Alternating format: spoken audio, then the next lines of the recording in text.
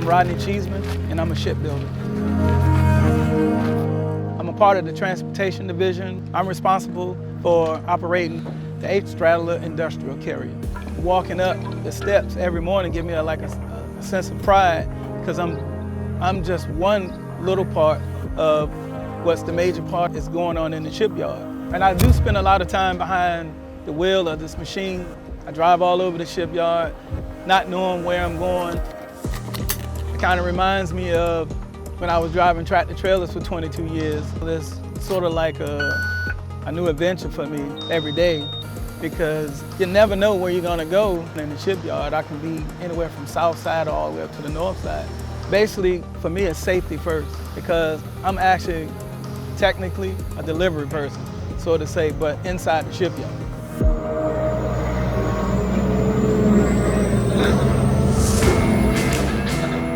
So I try to get their material to them in a timely fashion so they can do what they have to do. They work it, rework it, whatever goes on.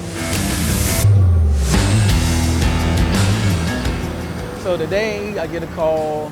We're gonna be moving some test weights, which is a block that's probably weighing anywhere from 60,000 pounds down to 20,000 pounds. That's very important inside the shipyard, because without me getting them the test weights and they testing the cranes cannot lift the stuff they have to lift unless they certified. And the straddler is an important tool for the shipyard because of its versatility. I can just go right up underneath of it, scoop it, and I'm gone. On an average day, I'm probably doing like around about 35 moves a day. And I think the most I did in one day was 65. I think the reason why they call me so much, because they know that I'm gonna get it done. I like it.